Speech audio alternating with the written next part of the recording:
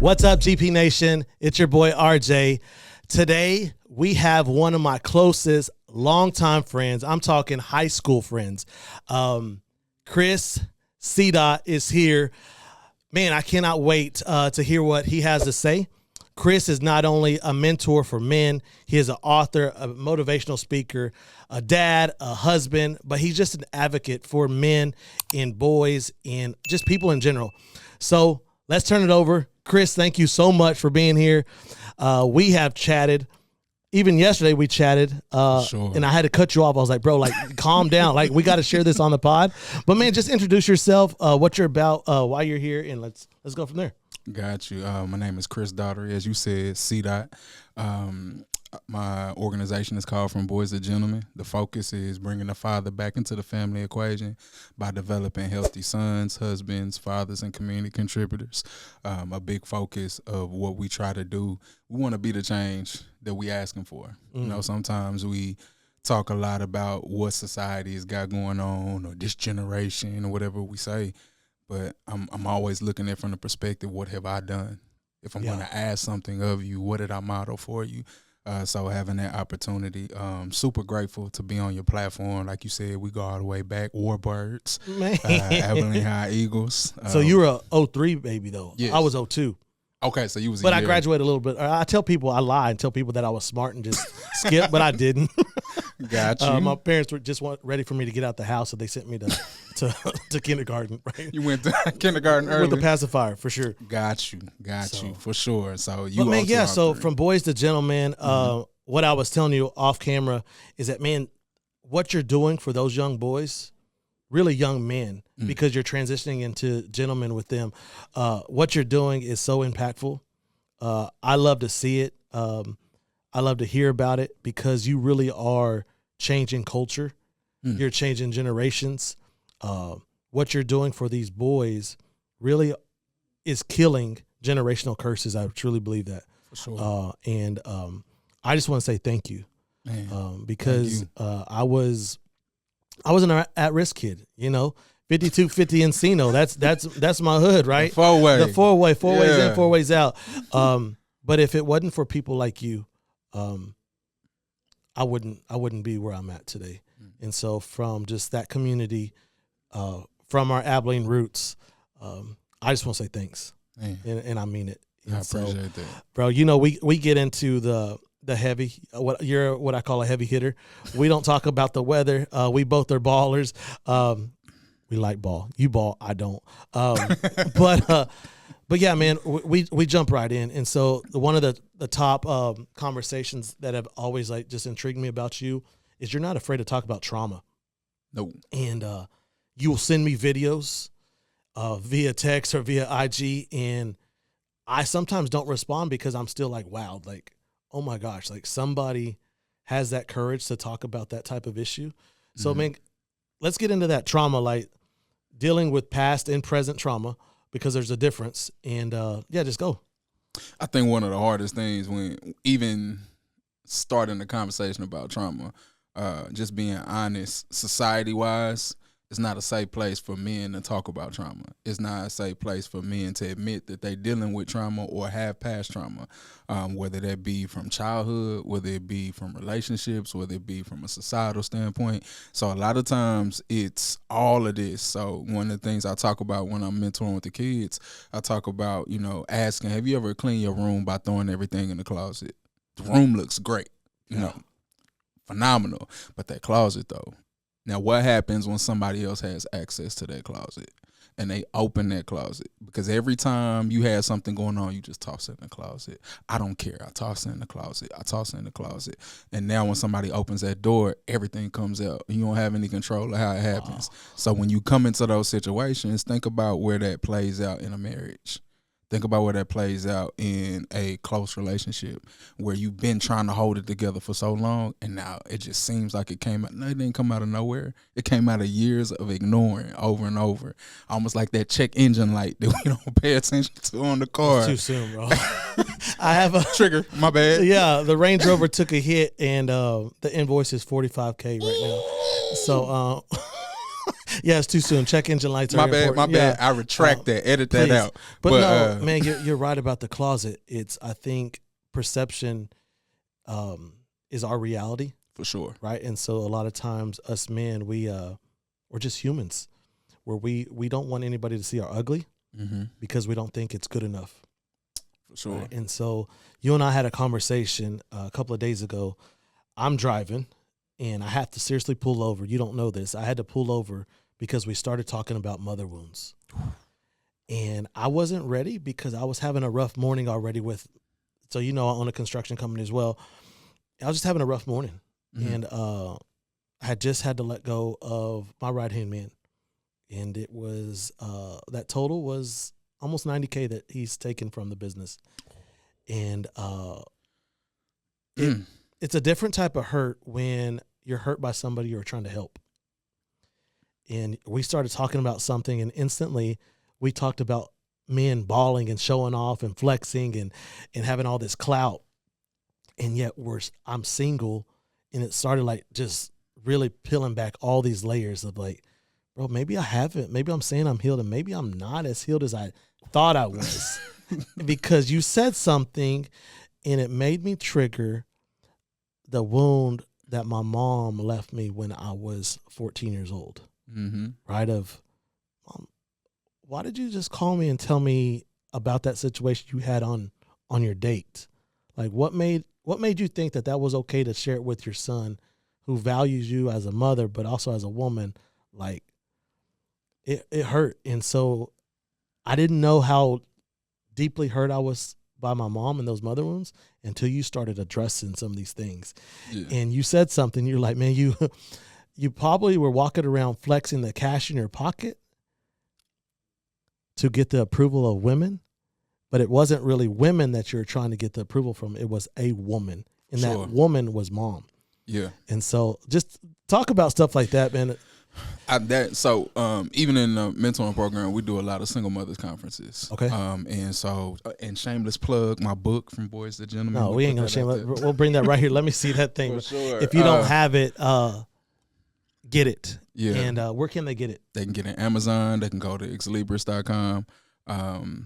Definitely the link is on any of my social media pages, but definitely want to just put out there, it's in narrative form. So just using the book as a platform, a lot of times the struggle comes in specifically just talking about women. You have women who come through their traumatic experience. They come through the aspect. I remember talking to a group of young ladies not too long ago, and I asked them, how many of your mothers was the side chick? And because we have this negative connotation when we hear the word side chick. You're the home wrecker. You're this, you're that. Right. But what about when she didn't mean to be that? What if she was that bright-eyed little girl that got bamboozled by somebody, and then all of a sudden now, hey, I got a wife. You got to be quiet. You either got to stay to the side. But hey, I'm pregnant now. So now, you can't talk to that girl over there. You can't talk to this girl. Why I can't talk to her? Is she pretty? No. I don't got the boldness to tell you that's really your sister. And we got all of these situations that are happening. And so you got women that are growing up that not only to develop a hatred for men, they develop a hatred for women. And that's something we don't talk about a lot, because you look at, I remember talking to a group of the girls, and I asked them, I said, hey, who talks more negatively about a female, males or females? They instantly said girls. With no hesitation, because you think about it. Because girls are mean. They tend to be mean to each other, right? Yeah. Think about it. What dude is going to be mad about you being promiscuous when they're partaking in you being promiscuous? Wow. They're not mad at that. If you getting called these things, most times it's because of girl. When those rumors get to flowing, it's because you talking to somebody that they wanted to talk to. So this is coming out their own mouth. And I've watched it because I always had female friends. And I would just sit back like, why y'all talk so bad about these girls? For the reasons. And I'm looking at it from a lens of, you got the same struggle that she got. So why are we talking and bashing? So you grow up without that connectiveness. And now you're responsible for a child. But not only are you responsible for a child, you're responsible of a young man that reminds you of the man that broke your heart. You're reminded every single day of that knife that's still there, that you keep lying, saying that you healed, or you acting like nothing bothers you, you hiding behind apathy, and now you're emotionally unavailable for your child. So you have all of these different wounds that you're talking about that you're passing down. But the biggest struggle is sometimes we misrepresenting what a woman is for a young man.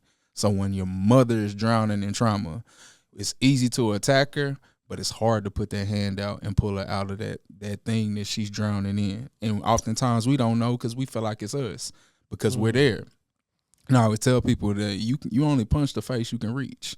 I remember working in Sprint. People used to come in to Sprint, like not our Sprint days. But look, I'm telling my age, but yeah. I'm working at Sprint, and customer service is telling them every lie that they can tell them to get them off the phone. Right. And when they come in the store, they got all these expectations of stuff we have no capacity to do. You shut my phone off. Exactly. Right. Look, I have no access to your service. Like, if I wanted to right now, I couldn't shut your phone out from the store. And so it doesn't matter because I have a Sprint shirt on. So now you are the author of all my pain. So you are who I'm going to swing at. And unfortunately, in a lot of cases, it's a human aspect. But you look the amount of women when it comes to a single parent household, how many more women have their children than men do. And you sit in a situation where else does that woman have in order to get some of that frustration out? Wow. Wrong, right, or indifferent, your child is available. And sometimes when you're not aware of it, those wounds start to become created. And so now, I think we talked about it before, it's not just about, like, if you grow up and you have a horrible example of what a man is and your father, or a horrible example from a woman, whatever the case may be, that's still what you see. How many times do you see young men, young women say, I'm going to be nothing like my mother, I'm going to be nothing like my father, and they come out the carbon copy. Right, until you become that. Because that's all you watched. It don't matter. Like, if I decided right now, I'm not speaking English no more. No, I'm done. I'm sick of the English language. I'll be quiet, but as soon as I need to communicate something that's an emergency, I don't have Latin in my back pocket. I'm not going to pop out with some Mandarin all of a sudden, no matter how much I idolize that. If I didn't take the actual steps to learn it, I can't utilize it. So a lot of times there's a struggle in that, and there's more bashing and attacking than actually going through the process. We talked about that, about like a lot of just men. We'll just talk about men real quick. A lot of men say, I want to be nothing like my dad. And when we become that, we don't even know how to handle that. Yeah. And my reference to you was a lot of times we worry about the wrong thing and we don't even know where we're going, so we don't even know what to take. It would be like me saying, hey, Chris, we're going to Hawaii tomorrow. And you bring the fur coat. Right, in sweats, and it's like, right, bro, like, do you not know where we're going? Do it for the gram. Yeah, just do it for the gram, right? And so that's all you know is, I got to protect myself, and it's a cold world. I better bundle up. Sure, but it ain't cold in Hawaii, bro. And so, I wanna get into that a little bit more about just some wounds, and a topic we talked about is, if she acts like my mom, she's going to hurt me. So talk about that, like what that means to you, because for me, what it meant was self-sabotaging. Sure. I would self-sabotage a relationship because if her behavior reminded me of mom, I knew the future pain was going to hurt like it did with mom. And that's kind of twofold. Yeah. One is from a protection standpoint. One is from a get back standpoint. Okay. And a lot of people don't realize that sometimes you can love somebody and you can have so much animosity and frustration for them that you would never show any of that for that person directly, but you're going to get your lick back in a multitude of other places. So you have those situations where if you sound like her, if you look like her, if you carry me like her, I couldn't get her, but I'm going to get you. And that's kind of one of those struggles of, like you said, unfortunately, I'm getting her vicariously through you because I never had the courage or the willingness to say anything to my mom or to go with that. And that's where you find dudes, unfortunately, sometimes they seek out, if they have toxic relationships with their mothers, oftentimes you can see a parallel between the two. And the crazy part is, I don't know if you ever seen it, where the mom and the woman is butting heads. And it's like twins, like twin flames. Right. They're going at each other. A 20-year gap, but they're the same person. Yeah. And it's hard because we always want to attack. And it's very rarely that you get the opportunity to say, you know what, I see your pain. Yes, I see your actions and I see the damage that's either done or potentially done. But you don't get a lot of, big mamas now that come and wrap their arms around their baby and say, hey, you know what, you hurting right now.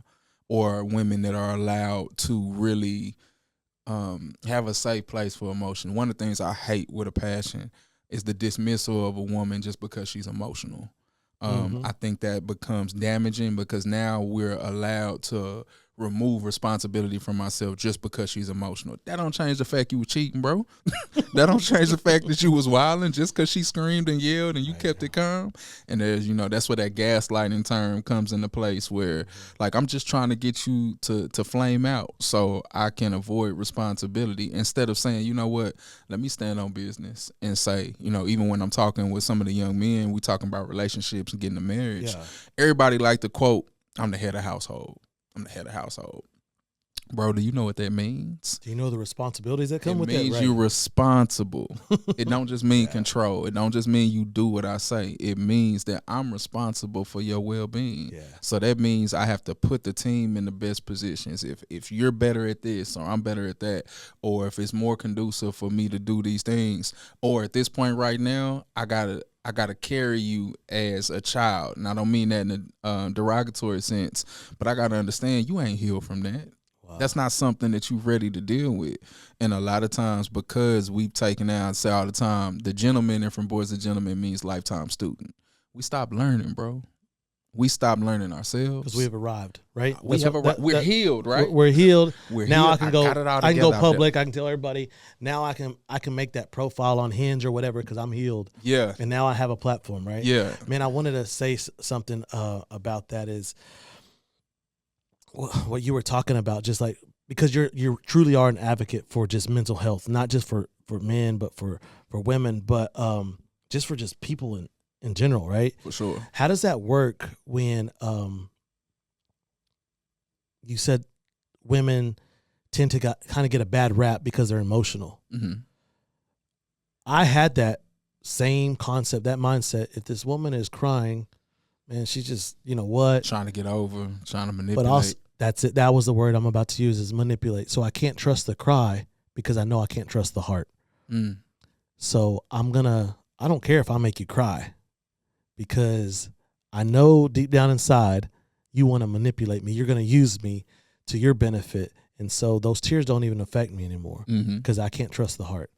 So how do you raise these young men to navigate that, to not be so stereotypical about, man, if a girl is emotional, she's emotional. And like you said, stand on business. Like, hey, that responsibility, it truly means you got to take care of everybody else before yourself. Bro, I'm 40 years old, right? Listen to this. I'm 40. This last summer, we took a hit in the business, and it was nasty. And the kids and I, we ate the McDonald's $5 meal deals multiple times a day because that's all the bank account would allow us to do. People thought I was fasting, bro. I wasn't fasting. I was making sure my kids were eating. And that's the truth. We broke, baby. No, we're broke. And we both were broke growing up. And I'm talking we broke. There's a different side of being broke and then knowing you're broke. And I knew we were broke, right?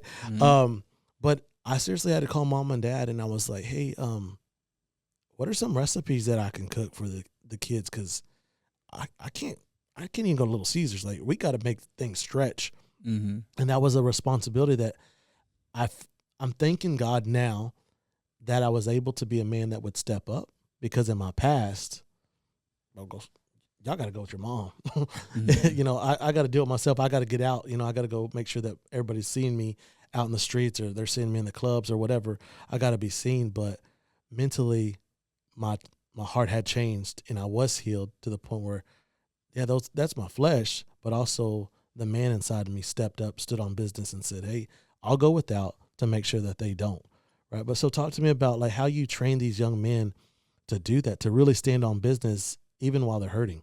Let me hit 2 points. Let me go back to something, and I want you to really sit in that. When you didn't know what to do, you asked. That's one of the hardest struggles, for you to say, hey, I need to learn how to cook. This is a skill set that I don't have. My grandmother, I say all the time, she raised me to be single. And what I mean by that, cooking, cleaning, all that stuff. Like my wife will tell you, like she'll get on me. I love you, baby. She'll get on me. She'll be like, why? If she can cook. Yeah. If she cooks, she'll stop in the middle of it and be like, why am I cooking? Why you not cooking? And it's just that aspect because my grandmother, I cooked for the family reunion for years and everybody thought it was my granny cooking, but it was really her sending me in the kitchen to go cook.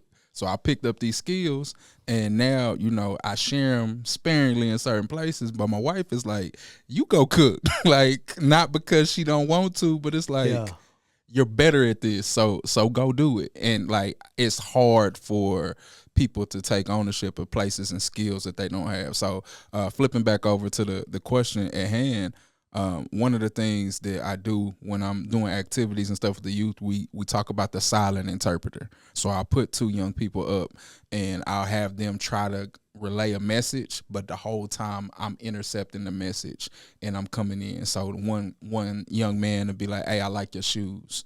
And I'll come and snatch the message like I'm actually taking a football, and I go back over to the kid that they were talking to, and I say, hey, you know that little trend that's out on social media right now where they tell you got nice shoes, they wait for you to get excited, and then they say, what are those? Yeah. That's what he trying to do. So now you need to go, like, talking to him and walking them through, and then I come back and ask him, who do I represent? I represent your issues. I represent all your insecurities. I represent the things that are now conveying the message, and it's not that person. And I think one of the hardest things for young men is that communication piece. We are told so many, unhealthy things. I hate the word toxic now because it's overused and misused, but unhealthy things in regards to what a man is supposed to be. Oh, don't cry. What? I'm a whole human out here. Yes, I'm supposed to cry. Oh, fake it till you make it. Oh, when am I actually gonna make it if I'm so busy faking? Oh. And so you get into all of these different struggles. Yeah. I think it's huge for young men to start having it modeled for them. I can't tell you how many times I've had young men that are hard, strong, they're the biggest, baddest, all of them, cry on my shoulder. And I'm not saying that to diminish them. I'm proud of them at that moment. But it's at that point, how many men can keep their composure when you got, because I'm 5'7". You got a 6'2", 6'3", 14, 15-year-old that's barreling down and they're trying to show that they're tough. And here I stand. Can I keep my composure enough to not take what you're doing personally? Be like, dang, I remember what that's like. Wow. I remember what it's like to just have all that frustration, and now it's taking over. Now, at that point, am I going to try to punk them into submission, or I'm going to say, nah, don't stop talking, keep going. Now, I don't know what to do. Like, what, I ain't scared. You don't got to be scared. But if you was scared, I need you to know that's okay. Now they don't know where to go with it. By the time that they've wound out, crying, which is a great thing, because that's what they wanted to do begin with. They're dealing with, I'm talking about years. Right. They still haven't healed from daddy leaving. They still haven't overcome the conversation of you gonna be just like him, or all these different absences that you're dealing with. Bro. They ain't dealt with, mom being the way she is, like emotionally unavailable to try to save herself. The whole time I just want a hug. But now I got to position myself to not even go for it because I believe you hate me. But truth is, you see my daddy every time you look at me. Wow. So you got all of these different things that come to it. And one of the tools I give for the young men I work with is I want you, anytime you're getting into a conflict, you're getting into a struggle, I want you, before anything goes forward, stop and say, hey, what did you hear me say? Yeah. And you'll be so surprised. They'll either don't know or they'll repeat it and be like, I didn't say nothing like right, that. You heard something completely different. And it's like, that's not what I said. Or that's not even what my heart is behind this. Or I meant, that's not what I meant, or that's not how I took it. But sometimes it's literally just not what you said at all. They just heard something completely different. A word triggered a reaction and emotion. So that's all. They canceled everything off. Everything else is canceled. And you said something, a lot of these men or boys haven't dealt with, like mom or dad not coming back home. And so when they start to cry, it's years of tears. In the car today, CDaught, I'm driving, and my son Jeremiah, who I became a dad on Father's Day, on his birthday, right? When he was crazy, that's the Lord, right? So this is my firstborn, right? this is my inheritance, right? This is who I'm going to hand everything to. I asked him, I said, you ready to get on?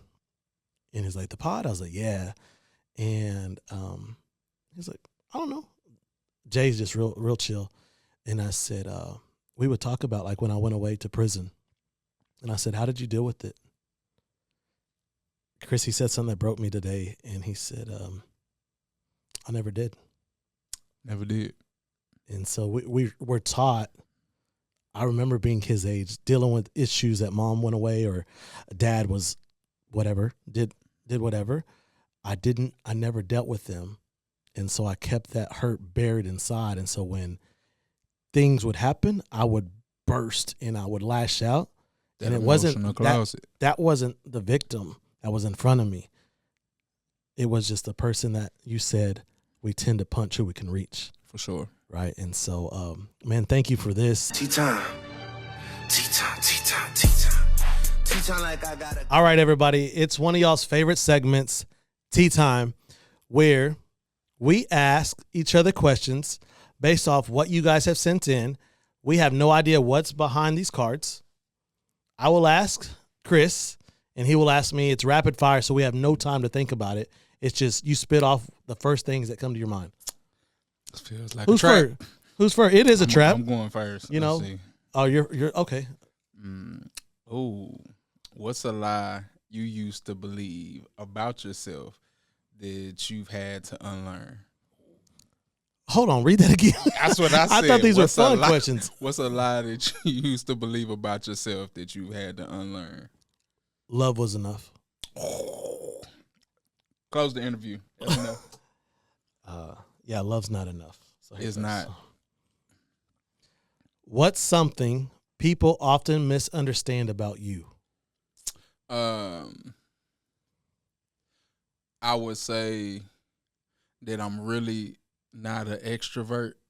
I'm an introvert with a really high social battery. I love being alone, and I love chilling at the crib. Really? Okay. Yeah. I did not know that. Yeah, most people don't know it because I'm outgoing. Go ahead. Let's see. Faith walk or faith talk? Faith walk or faith talk? Mm-hmm. Walk it like a talk it. That's the first thing that came to mind. Facts. But bro, I'm probably naming this wrong or answering this wrong, but I would rather talk about my faith to people to help encourage their walk because I'm walking it. But I love to talk about it. So I don't know if that makes sense. But Hey, shout out to Migos. wait a minute. Yeah. Then took off. Never for take off, but never mind. That's a bad. Okay. What do you want your legacy to sound like in someone else's mouth? Dang. Shout out to whoever sent that in. Who did these questions? I like it. What do you want your legacy to sound like in someone else's mouth? He cared. Just keep it simple. Like, I want them to be able to say at the end of all things, he had his quirks, he had whatever, but he actually cared.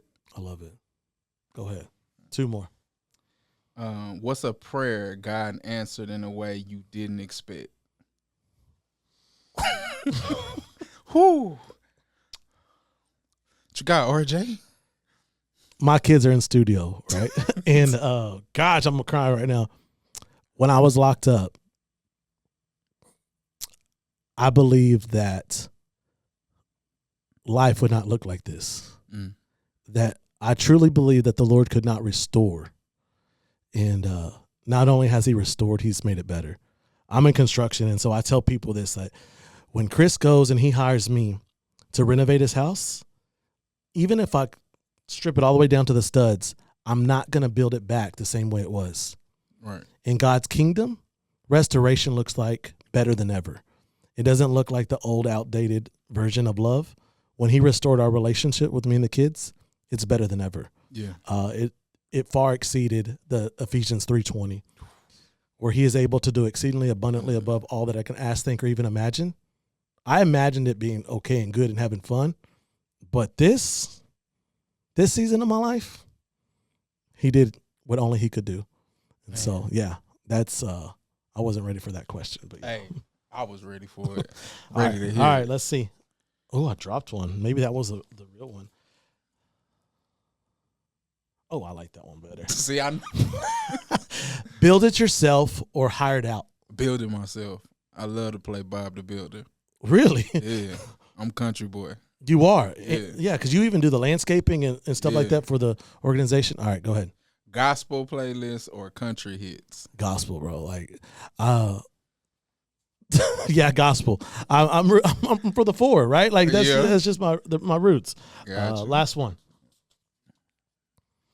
What's something you've never thought you'd overcome, but you did? You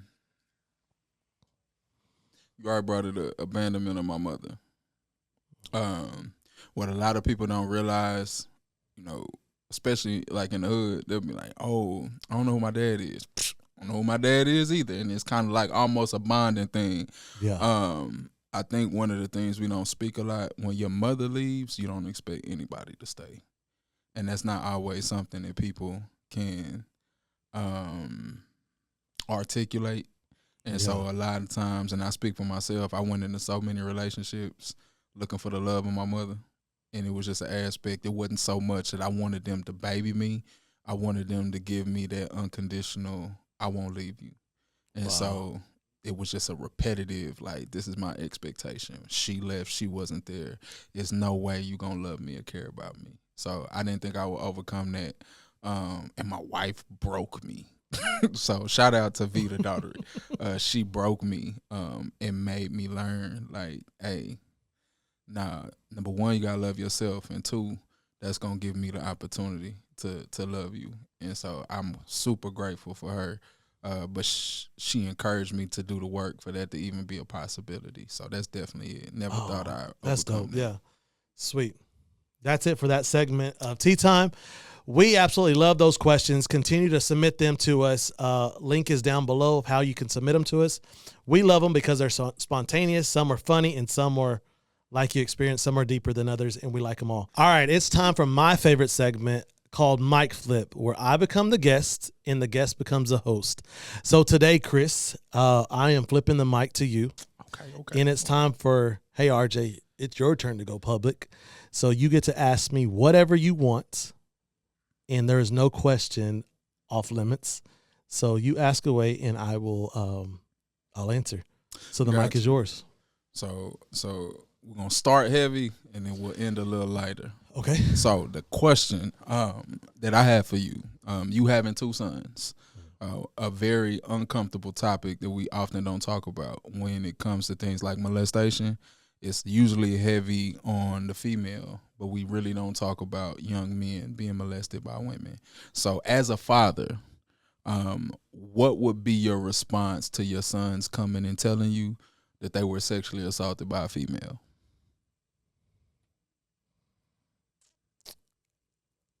Woo. If one of my sons came and told me that they were sexually assaulted by a female, my immediate reaction, my heart is like pounding right now because it's, as a father, like that is one of the biggest fears we have in society now. I would ask all the questions, who it is, where it happened, all those things. But the question that is like screaming in my heart and in my head right now, where can I find that person? Yeah. Right. I would call their mom immediately. We still have that good relationship. When things happen, we call each other, and we've learned how to parent still together, right? Like, because I mean, we're still a team, although we're not in the same household, we're still a team. So I would ask all the hard questions, but then what I'm trying to get to now is to navigate, how did you end up at the place where this person molested you? What were the triggers? What were the things that enticed you to go maybe to that lady's house? Was she calling your penis something besides penis? Did she call it like your weenie or something like that? My spiritual dad, Tim Ross, taught me this at a very young age. He said he doesn't change the name of body parts because when somebody's changing the name, they're trying to manipulate. Yeah. So, Dad, this lady wanted to touch my pee-pee. No, it's called your penis. Like, and so what are these things that they're doing to entice you to come over?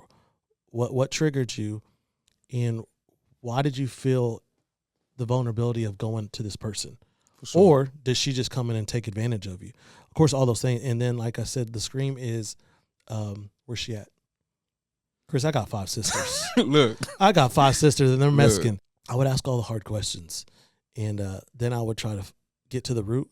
But then the last question I would ask them, and this will break me right now, is how do we get you to be okay? Yeah. And that was going to be my encouragement. I would say that's the first question. Because a big mistake that a lot of people make, that rage comes first. Where they at? Vengeance. We getting the police. We getting street justice, whatever the case may be. Very rarely do we just stop and ask them, hey, are you okay? Talk to me. Yeah. Where's your head at? Because it becomes about us more than it comes about them. And so that's one of the encouragements I have, especially for the parents and for the fathers, because that rage kicks in immediately. Right. You know, it's time to go, pop a bear. But sometimes we run out into the forest and we still leave them bleeding. Right. We don't deal with the things that's necessary for them to get that healing. So definitely understandable. That's a real raw response.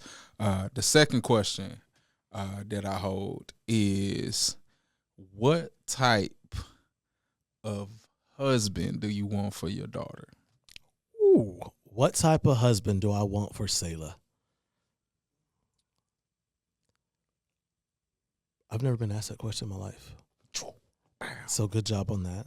But off camera, my daughter is 4 feet away from me right now. And I would want that person to value and to demonstrate something I've tried to implement from day one, is the way that I treat her today is the way that she's going to value herself tomorrow. And so when she gets flowers on Saturday mornings, it's not just to say, hey, we're going to get flowers. It's because, hey, you deserve flowers. But it's also that nobody can impress her with flowers. Bro, my dad been doing it since I was a baby. Right. You better step your game right. up. But I need a man for her that is going to lead her to make her feel the closest thing to Jesus by the way that this man loves her. He is an encourager. He demonstrates words of affirmation. He loves consistently, and not just when it benefits him. He loves on her in a way, not just with words, but with actions, but also the way that he treats other people around him. Because our family, the Flores family, we are cultured to love loud and heavy. I want her to be able to be herself always and be comfortable being herself. So I want her future husband, God-fearing, God-loving towards her, and God-loving towards people, that provides her with an atmosphere that she can be Selah Brooke. That's big. Yeah. So Chris, man, I really, really appreciate you coming. I appreciate you driving up, and man, you've been a long friend, and but you've also become a brother, and one that I can call, lean on, share whatever I'm dealing with. But also, man, I love when you call me and just say, hey, like, this is what I'm dealing with. And so this last minute, I want to be able to bless you and your organization. I know Abilene Gives is coming up. That is your biggest fundraiser, because people don't know, like, nonprofit, it ain't no joke, bro. And what people don't see behind the scenes. We're professional beggars. Yes. You said it. You're like, this is what I hate, is asking for money. Yeah. But bro, it's not you asking. It's you being that voice for these young men to have, whether it's you're paying these electrical bills for some of these kids, taking them out to eat, or them getting to experience the movies because they've never been to the movies, right? For sure. But also, most importantly, giving your organization the tools that you guys need to help bring back family into families, right? And so this last 60 seconds, man, this is your time to tell us about Abilene Gives, what you guys need, and how we can help. Absolutely. Thank you for the opportunity to come on your platform. We talked about this for a while, so it feels good to be here. Love your atmosphere, and definitely your behind the scenes assistance. A1. I felt like a rock star all day. So I wanted to give honor to where honor is due. For Boys and Gentlemen, I'm gonna be as transparent as I can be. It's scary to have a child right now, and it's not just from all the crazy things that you see on social media. You're dealing with young men on a daily basis, young ladies as well, but you're dealing with kids who don't have a lot of the life skills that they need. They don't have the social skills, and they're asked to deal and navigate social media. They're asked to navigate the lack of attention to mental health. They're asked to deal with exposure to things that we never had to worry about. And so now looking at it more than ever, that community that's necessary. We always like to say it takes a village to raise a child. You think about it, I grew up right across the street from Man Middle School, and I could name you almost every person that lived in the house from my block all the way down to the drive-in theater. We knew them, and everything was great. And I was born. I'm 42, born in '84. But you look at now, you can live in an apartment complex and not even know who your next door neighbor is. So the reality of us not having that community, we see it on a daily basis. So from Boys and Gentlemen is committed to bringing that community back into place. Some of the things we see with our work programs, the young men are able to go out there and earn wages, and that's something I don't think we see the power of. A young man that gets the opportunity to contribute to their home in a legal manner, there's no words for it. So I watch young men cut grass with me on 100-degree weather and then go home and say, Mom, don't worry about it, I got the light bill. That's a different level of chest bumping, and it's exciting. So when it comes to what we're working to do from Boys and Gentlemen, we got our single mothers conferences that come up, our mother-son dance. We're trying to do our daddy-daughter dance, and really just trying to put things into place. But when you are, somebody asked, why give different Boys and Gentlemen? And I just started pulling up pictures on my phone and going through kids. Wow. That's why. The fact that they're going to have an opportunity to contribute to their home, be a community contributor, because we do some of the work that everybody's not capable to do. Everybody's not ready to deal with the level of trauma that we deal with on a daily basis when we work with kids. So I always tell people, my encouragement to you is to understand you can't always make a situation better, but you can always make it worse. But sometimes not making it worse is exactly what it needs to get better. And it gives us that opportunity to come in and support these schools, support these families, and give these kids an opportunity to really focus out. So if you're listening, if you're watching, Abilene Gives is May the 6th. We'll have the link ready for you. We have a goal set for $50,000. And anybody that will contribute, you're helping another person get an opportunity to change the dynamics of their life. They're getting an opportunity for the first time for many of them to exercise a healthy part of themselves, whether it be through our media company, whether it be through our mentoring, some of our block parties or things that we do.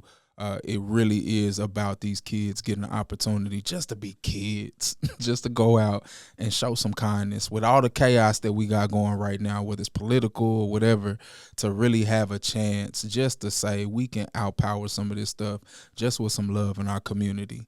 Your taxes don't feel the same when you got a group of people that come around you that'll put their arm around you and just say, I love you, and to say, I want to see you win. So I want to be guilty of that, but I want to invite anybody else that's willing to pour into that to help us get the people necessary, get the resources that we need to really give these kids an opportunity to not just survive, for the first time in their life, thrive.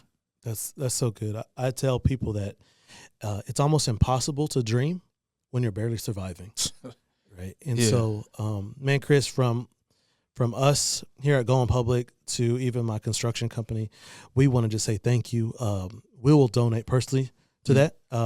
Just I believe in everything you're doing, but I also want to encourage you that even when you don't hear the thank yous and I love you or you changed my life, there are voices out there that are screaming, it was Chris and from Boys to Gentlemen that changed my life.